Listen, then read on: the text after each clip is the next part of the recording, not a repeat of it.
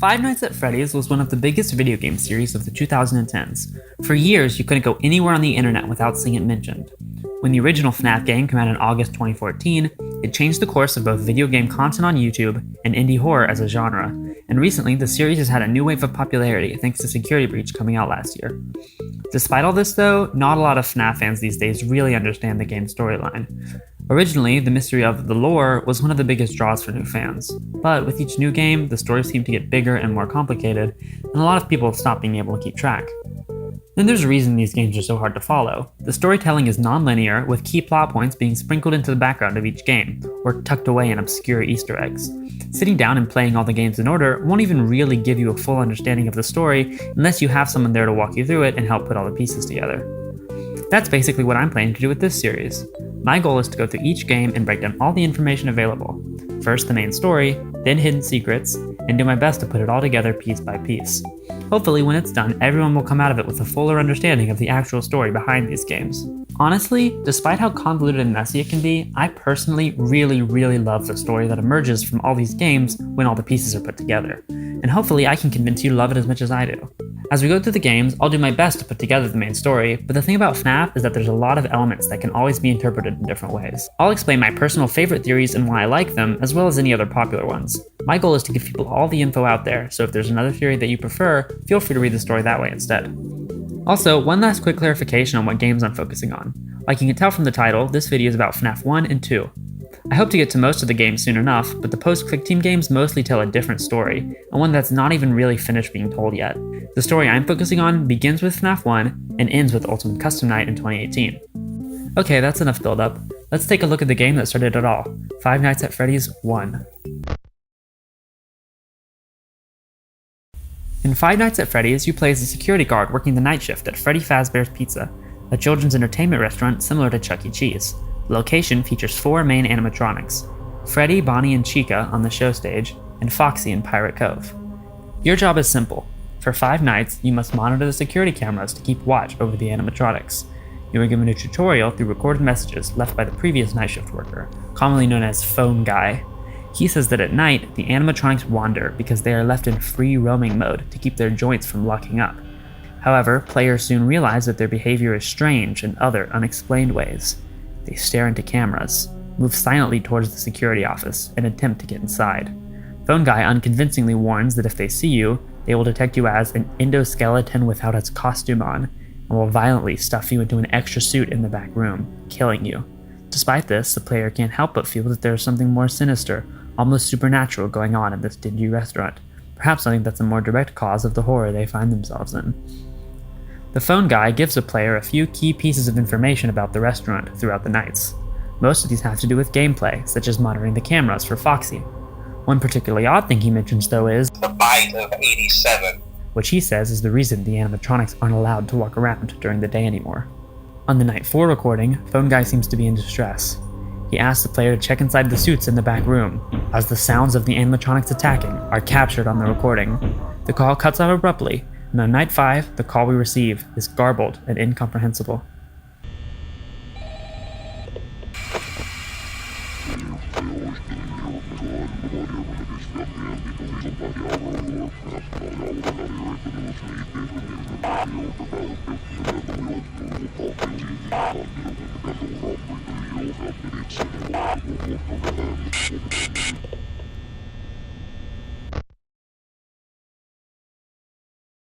While the main story of FNAF 1 is pretty straightforward, there are a lot more hidden elements that add context and background to the things going on in the game.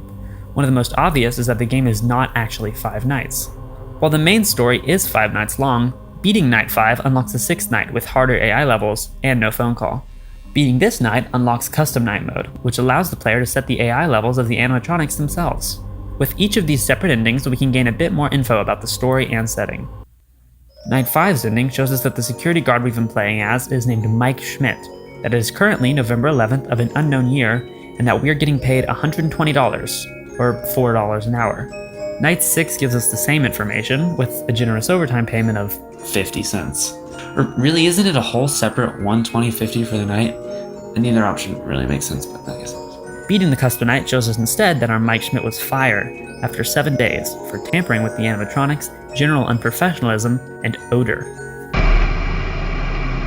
The next important secret to talk about is, of course, Golden Freddy. Golden Freddy is a secret additional animatronic who will very rarely appear in the player's office. He appears as a slumped-over yellow Freddy suit and crashes your game if looked at for too long. He shows up after the Freddy poster on Cam 2B turns into this alternate poster. Putting the Custom Night settings on 1987 will also trigger this jump scare.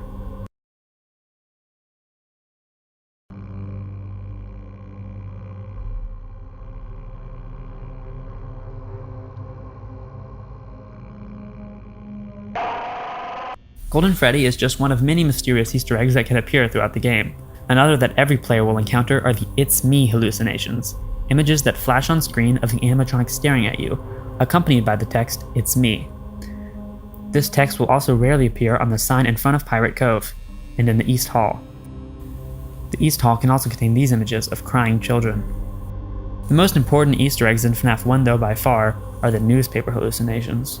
The rules poster in the East Hall will occasionally appear as one of 4 newspaper clippings, which explain an incident involving missing children that had occurred years prior at a Freddy Fazbear's Pizza. The first clipping explains that security camera footage captured 2 children being lured into the back room of Freddy's on June 26th of an unknown year by a man in a mascot costume. The next newspaper reveals that 5 children total are in fact reported missing, and that the suspect was arrested and charged, but bodies were never found. The pizzeria was eventually threatened with shutdown over sanitation issues, with bad odor, blood, and mucus coming from the 4 animatronics. Eventually, the pizzeria announced it was closing due to these concerns and the associated controversy. FNAF 1 is a strong foundation for the series, but overall the story in it is pretty cut and dry compared to later games. There are a few things to talk about here, though. While it's not explicit, the story in the newspaper clippings, along with the animatronics' behavior, and things like the "It's Me" hallucinations, very strongly imply that the 4 animatronics are haunted by the spirits of the children who died in the missing children incident. The nature of Golden Freddy is one thing that's left very open-ended. It seems logical that since the newspapers report 5 children, and there are only 4 animatronics in the main game, Golden Freddy may somehow be the 5th child. But beyond this, details of Golden Freddy's existence are still really unclear at this point. Another question that needs answering is when this game actually takes place. The byte of 87 puts this game at some time after 1987, but we don't have much else to go off of. Game theory, in 2014, looked at the minimum wage rate and guessed that the game takes place around 1993. While this argument is not very strong, this date is pretty much the best guess we have, at least until much later in the series. The MCI newspapers also proved that there was at least one previous Freddy Fazbear's location before the one we work at in the game, but when or where, we don't know. Phone Guy says the animatronics have been singing songs for 20 years, but how literal or exaggerated this is not really clear. The first FNAF game left a lot of things open-ended, and of course players at the time came up with plenty of other theories that later games would prove to be wrong, even if they made sense when only one game was out. A lot of these involved the killer. People speculated that the killer was the phone guy, or that the killer was the player. There were also plenty about Golden Freddy. That Golden Freddy was the phone guy, stuffed into a suit after dying on the Night 4 call, or that he was the killer, connecting him to the "It's Me" hallucinations. Again, all of these theories would eventually be proven wrong, but they're still worth mentioning. People also speculated a good bit about the byte of 87 and which animatronic might have caused it, but this is something I'll talk more about in the next section of this video. When Five Nights at Freddy's 2 first released in November 2014, it immediately added a lot of content to the series, linking the first 2 games together in very interesting ways. In terms of pure story content, FNAF 2 has a lot more to talk about than FNAF 1, and so it'll make up the majority of this video. Five Nights at Freddy's 2 opens with a Help Wanted ad, showing the grand reopening of Freddy Fazbear's. We play as another security guard, and quickly find out that this grand reopening is actually an entirely new location. The phone guy, back for a second time, tells us to forget anything we may have heard about the original location. Unlike in the first game, his calls appear to be live instead of pre-recorded, and he seems to be more of a managerial position, rather than another security guard like in FNAF 1. The restaurant has apparently been open for a week, and he mentions that we're taking over for the first night guard, who has moved to day shift after complaining about conditions. Phone Guy tells us about the brand new toy animatronics, plasticky models with facial recognition and advanced mobility that are apparently linked to a criminal database. One of them, the new version of Foxy, has been taken apart by children over and over. Staff members now simply call it the Mangle. He also points out that the original 4 animatronics, now withered, are being stored in the back room as seen on Cam 8, and says they're currently being used for spare parts. The player is given a Freddy mask, but no doors, to hide from most animatronics, a flashlight to defend from Foxy, and must constantly wind a music box to fend off another animatronic, the marionette or puppet, which Phone Guy claims is always thinking. Starting from night 3, Phone Guy mentions some rumors we may have heard, which he assures us have nothing to do with his establishment. He promises that nothing suspicious has occurred at the restaurant, at least according to the day shift guard, who's on watch from opening till close. On night 4, though, he seems to be a bit more concerned, as he tells us there's an investigation ongoing. He also mentions that the animatronics are acting unusual, almost aggressive towards the staff, and staring blankly at any adults. On night 5, he warns us that the building is on lockdown, especially concerning any previous employees, and mentions that the day shift position is suddenly available. He also says that they're attempting to contact the owner of the original restaurant, a place called Fredbear's Family Diner, but no one's heard from him in years.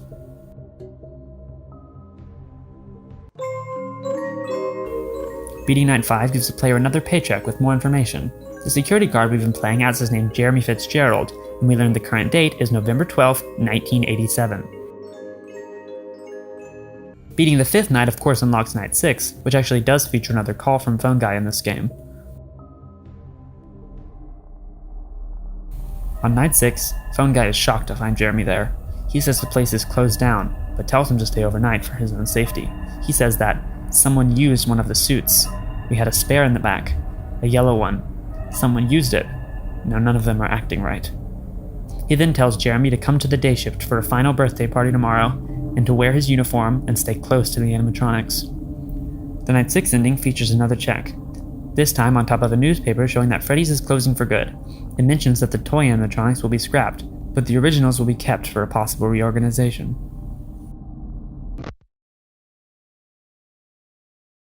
Unsurprisingly, beating Night 6 again unlocks a custom night, where you can customize AI levels in... Wait, is that Golden Freddy? Yes, Golden Freddy is back in this game, this time as an actual game mechanic. He appears to be withered like the other originals, notably missing an ear. Unlike in the first game, he actually has fairly high spawn rates, especially on the last few nights. Also worth noting is that this is the first time we see the name Golden Freddy used in-game. He was never actually called that in FNAF 1, and in-game files simply called him Yellow Bear. But back to the story. Beating Custom Night again gives us a notice of termination. This one, however, is for a new employee, Fritz Smith. Interestingly, the listed reasons are almost exactly the same that Mike Schmidt were fired for in FNAF 1. The slip also notes that Fritz is employee number 3, likely meaning the 3rd security guard, and that he was fired on his first day. Even though Golden Freddy has gone from Easter egg to actual character, there are plenty of new Easter egg animatronics to take his place. On rare occasions, 2 new Shadow animatronics will appear. Shadow Freddy rarely appears on Cam 8, and resembles a dark purple reskin of this game's Golden Freddy.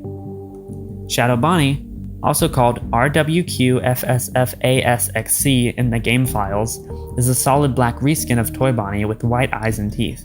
He has a very, very low chance of appearing in the office, staring at the player, and crashes the game if looked at for too long.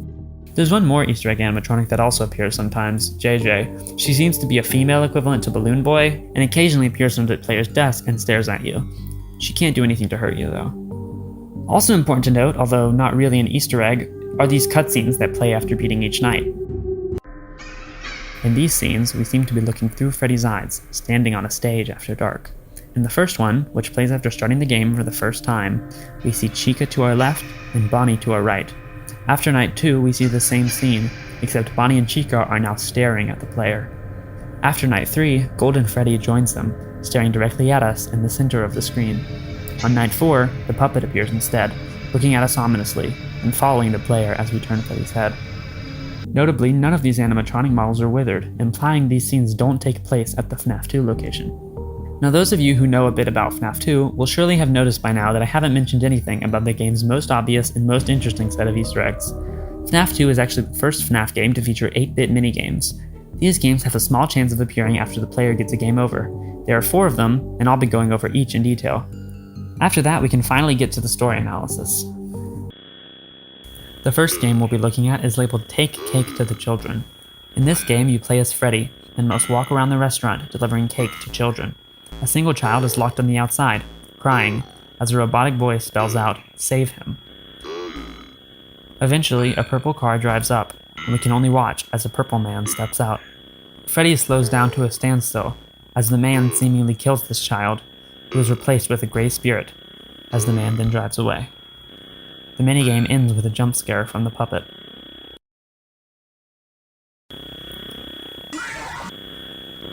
The next game has the player controlling Foxy, who stands in Pirate Cove as the on-screen text reads, "Get ready."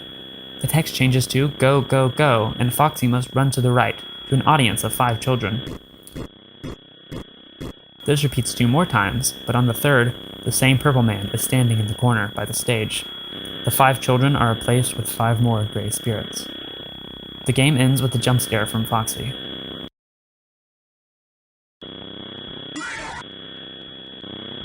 In the third minigame we're looking at, you play as the puppet. The text on screen reads, "Give gifts," as you deliver gifts to 4 seemingly dead children. The same robotic voice spells out the letters, "Help them." The text then switches to "Give life," and you instead place a Freddy, Bonnie, Chica, and Foxy mask on each child. For 1 frame, we can see a 5th child in the center, and then the game ends suddenly with a jump scare from Withered Golden Freddy. In the final minigame, you play as Withered Freddy and explore the pizzeria. The puppet attempts to lead you somewhere as the letters "Save them" spell out in the background. Around the map, you can find these bloodstains, as well as what seems to be the bodies of 5 children. Rarely, you can encounter Golden Freddy, as well as the Purple Man, who will attempt to attack the player. If he succeeds, the words "You can't" flash on screen.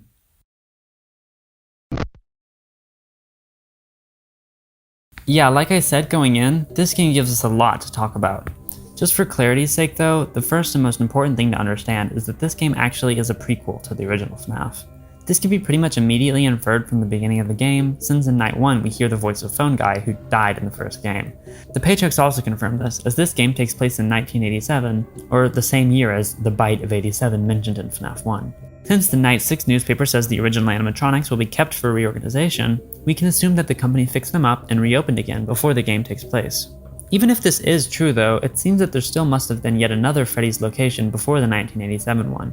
Phone Guy says to forget anything about the old location on Night 1, and the wizard animatronics clearly came from somewhere. It seems most likely that this original location is actually the one that the newspaper clippings in FNAF 1 referred to. For more confirmation of this, we can turn back to the 4 minigames. Give Gifts, Give Life is pretty straightforward. It confirms what FNAF 1 already made pretty clear, that the 5 animatronics are possessed by the children who died in the missing children incident. The secret 5th child that's visible for 1 frame before Golden Freddy appears also seems to confirm that yes, Golden Freddy is the 5th child. This minigame does give us new information though. It seems that the puppet was the one who gave them life, probably allowing them to possess the animatronics in the first place. This raises a lot of other questions about the puppet. This minigame makes it pretty clear that it's more than just a normal animatronic. Is it fair to assume that it's also possessed? If you want more clues to solve the mystery of the puppet, we can go back to the first game we looked at, Take Cake to the Children. When compared to the events described in the MCI newspaper clippings, Take Cake to the Children actually seems to be showing a separate event. But then who is this additional child, left alone outside of the restaurant? Well, the minigame ends with a jump scare from the puppet. Much like the Golden Freddy jump scare in the last game, this seems to imply that this child possesses a puppet, who would then go on to give life to the other animatronics. The third minigame, Go Go Go, fits nicely into this timeline that we're piecing together. The game shows Foxy in Pirate Cove. Remember, at the FNAF 2 location, Foxy is withered in the back room, being replaced with Mangle. It would make sense that these 5 deaths occur at the original location, with Foxy still in operation, meaning this fits in nicely between the last 2 minigames. These children are also likely the same 5 from the newspapers in FNAF 1. So far, everything fits together nicely, and we can see a solid timeline forming. We can even put together extra pieces, like how Take Cake to the Children and Go Go Go show Freddy and Foxy walking around during the day, entertaining kids, like Phone Guy said they did before the Bite of 87. If you thought it would be this simple though, Save Them exists just to throw a wrench into this interpretation. You'll remember Save Them shows Freddy walking around the pizzeria at night, seemingly just after some tragedy. With everything we've seen so far, it makes sense to say that this is the same missing children incident we've been talking about, right? Well, no. You'll remember the Foxy minigame clearly shows an older location where the original animatronics were still functional. Save Them is definitely not at this location. In fact, when looking at the map, we can see it's the exact same location where the main game of FNAF 2 takes place, the Grand Reopening. we can see Mangle in Kid's Cove and the old animatronics already in the back room. As weird as it is, it seems that Save Them actually shows an entirely different event from the original Missing Children incident. The minigame even has hints that the animatronics were already possessed. We play as Withered Freddy, and Golden Freddy appears on location, something that wouldn't be possible if the death had just occurred. So, okay, this opens up a new hole in our timeline. After the original incident, we know that Freddy's was forced to close. FNAF 2 is the grand reopening, but directly after this, another series of 5 deaths occur. This would be during or directly before Jeremy's time as a security guard, since we know the restaurant has only been open for a week. Are there any hints in the actual game that some tragedy may be going on? Well, yes, a lot. Remember, as you go through the nights, Phone Guy describes an investigation going on. By the end of the week, the restaurant is closed again after someone uses one of the suits, as Phone Guy says on night 6. But who is that someone? In Save Them, you can rarely run into the killer, who seems to be the same purple guy as from both the puppet's death and the MCI. Whoever this killer is, he clearly has some connection to Freddy's. In this game, however, he seems to be wearing a bright yellow badge, much like the one a security guard might wear. So wait, is Jeremy Fitzgerald the purple guy? Well, no. At least, probably not. It seems more likely that the killer was the first security guard, the one who moved to the day shift after completing his week. This would explain why on night 3, Phone Guy tells us that despite the investigation, the day shift guard reported nothing unusual. But once they did find actual evidence, he disappeared. On night 5, Phone Guy mentioned that the day shift position just became available and warned the player to keep a lookout for any previous employees. With that explained, our timeline is again looking pretty solid. There is another obvious question that Save Them raises though. What happened to the other 5 children? If the first 6 possess the Withered animatronics and the puppet, maybe they possess the toys? And a balloon boy? The toys being possessed is one aspect of FNAF 2's story that I actually can't draw any solid conclusions about. There are good arguments for both sides, and I'll do my best to explain both of them. First, when playing FNAF 2 yourself, you may notice that the toys just kind of seem like they're possessed sometimes. On top of the basic fact that they're attacking the player, they also have these weird sprites with black eyes and white pupils. And they definitely seem to have a bit of supernatural behavior, like how Mangle crawls on the ceiling. There's also that aggressiveness towards staff that Phone Guy explains away as a technical glitch. But this isn't really the only possible explanation for this behavior. Phone Guy mentions the original animatronics are being used for spare parts. Maybe these parts could cause supernatural effects on the toy animatronics, connecting them to the ghosts of the original 5. It seems possible. Some people also say that the toys being possessed just makes sense from a storytelling perspective. What would the point of introducing 5 new dead kids be otherwise? This is definitely fair, as it would be a strange thing to do without having some kind of narrative meaning behind it. Okay, so the counter-arguments. In this case, the most obvious argument is just we never see the toys being possessed in any of the minigames. Give Gifts is a whole separate game showing the original 5 kids possessing the animatronics. We never see anything like this for the toys. This could be implying these children did not get saved in the same way. But these minigames are already so minimalist and showing key plot points already, it doesn't seem unreasonable that Give Gifts, Give Life is just expressing the basic idea that animatronics can be possessed, and that the toys being possessed is just kind of left implied. Who knows? Again, this is something that really can be read multiple ways, and if you prefer one or the other, feel free to make it true in your own mental timeline. Personally, I tend to believe that the toys aren't possessed, and I'll do my best to explain why. Let's go back to Save Them and specifically try to read it through this lens. Save Them is an incredibly tragic minigame, under either reading. Just a few years after the mysterious deaths of 6 children, another tragedy occurs, one committed by the same killer. It gets even sadder when you think about the fact that these kids, now possessing the old animatronics, are there inside the restaurant, watching, but unable to do anything. The puppet especially seems frantic and panicked, as it leads Freddy through the restaurant to try and do something. To save them. But remember the message that flashes once you run into the killer. Unlike the first 5 kids, you can't save them this time. It's too late. But what about the toys? Remember, Phone Guy mentioned on the first night that they have advanced AI, one that's specifically linked to a database to catch predators. Obviously, this would be something added after the original tragedy, likely to prevent any more horrific accidents from occurring. But it seems they weren't able to prevent anything on this night. Exactly why is unclear. It's possible they couldn't make out the killer's face, or maybe because he wore the yellow mascot suit the Phone Guy mentioned. But either way, the toys clearly had to witness these terrible events, and were just as unable to do anything about it. One of the 5 bodies is located directly in front of the show stage, and another is in a kid's cove by Mangle. This could be the real reason their AI malfunctions, as Phone Guy describes. They start being untrustworthy of all adults, and attacking staff members, people wearing the uniform they saw on that tragic night. We can see this idea especially by looking at Mangle's behavior. In the minigame, he seems to be pacing around anxiously, unsure of what to do. A child has died in front of her, and nothing can be done about it. If we look at the sprite of Mangle pacing in the game files, we can see it's simply labeled, "He was here." And he was. So yeah, this is why I prefer reading them as not being possessed. The toys were fundamentally designed to protect children with their AI. The idea that they would be so traumatized by their failure as to suddenly begin attacking anyone they see who resembles the man there that night is so tragic to me. But if you prefer the idea of them being possessed, by all means feel free to interpret it that way. I'm sure someone out there could provide just as interesting an interpretation of that reading. I actually will get into these ideas again in the FNAF 3 video, since there's a few things that can be read differently depending on how you view the events of FNAF 2. But for the most part, the story of the Save Them kids ends here, while the original 5 will continue to be important throughout the entire series. Okay, that's finally it for analyzing the minigames. Sorry, there's really so much to go into for how tiny they are. But for the most part, we have a full timeline for the game clearly constructed now. Clearly, the attempted cover-up of the murders didn't go over that well, and the location was forced to shut down afterwards. There are a few more things we can talk about though, such as the mysterious end of night sequences. There's not a lot to analyze since nothing really happens in them, but since we see both the original 4 animatronics and the puppet, it makes sense to say that they're happening at that original location. Alternatively, by looking in the game files, we can see these parts are labeled Dream. This might be implying these are some kind of nightmares Jeremy is having after his shifts. This makes sense with each of them happening right as you beat a night. The first one is right as the game opens. Maybe this was the dream that inspired him to apply to Freddy's in the first place. Again, it's not a very important aspect of the story, but it can be fun to think about. Okay, one last thing. A big thing actually, one of the biggest things in the entire FNAF series. We have one more mystery left to pick apart, that being the famous Bite of 87. Bite of 87. Now hold on, I know what you're thinking. I'm pretty sure they didn't mention the Bite of 87 once in this entire game. But you'd be wrong. It's not mentioned directly, yes, but there are a few key lines of dialogue that paint a very full picture when looked at right. First of all, remember that this game takes place in 1987. This actually makes the fact that we never hear or see anything about the Bite extremely strange. The restaurant was only open for a few weeks, and it clearly didn't happen before we got there. Phone Guy says that the toy animatronics can walk around during the day, which was the exact thing the Bite of 87 is famous for stopping. But this isn't an error, there actually is one single time and place that the Bite could have occurred.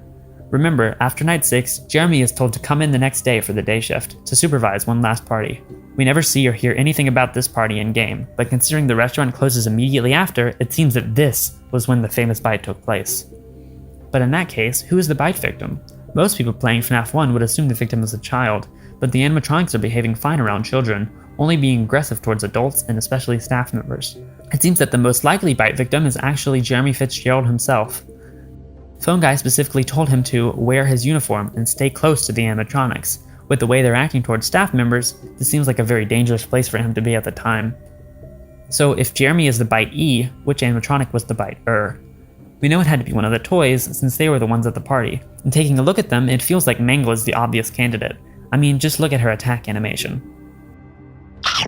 And remember Mangle's behavior in Save Them. She witnessed one of these deaths directly and was too panicked and unable to do anything, even more so than the other 3 toys. It just makes sense that he would be the one to impulsively attack an employee. The first 2 FNAF games, taken together, tell a really interesting story with most questions answered. There are a few things left open though. There are a few famous theories from around when the game came out for who the purple guy could have been. We managed to put together through Phone Guy dialogue that he was probably the original security guard, but one common theory from the time instead said that the Phone Guy was the killer himself. With the evidence in the first 2 games alone, you can totally see how people would get to this conclusion. The yellow badge seen in Save Them could definitely indicate the Phone Guy instead, and he certainly comes off as a little suspicious throughout the 2 games. A lot of people also thought that the strange appendage in his sprite in Save Them was actually a phone. The way he gets killed by Golden Freddy in the first game would make sense too if he was the killer, one of the spirits of his victims finally getting their revenge. This theory will get solidly disproven by the next few games, but I'm mentioning it anyway since it makes sense how you could get it from the first 2. Another somewhat open-ended thing is the origin of Golden Freddy. Not the ghost, but the suit he's possessing. Why is it a yellow Freddy? Is it the same as the one that the killer used? We'll find out eventually, but for now it's unclear. There's also a few other leftover plot threads that haven't gotten addressed yet, such as the Fredbear's Family Diner that Phone Guy mentioned, or the 2 shadow animatronics. But to go into any more depth on this, I'd have to start picking apart FNAF 3, which really deserves its own video. And let's be honest, this video is long enough as it is. This is my first time making a YouTube video, so if you like it, please do subscribe so you won't miss the sequel, and feel free to share it with your friends who may be interested in understanding the FNAF story. Any support would help a lot. Anyway, that's all for this video. Thank you for watching.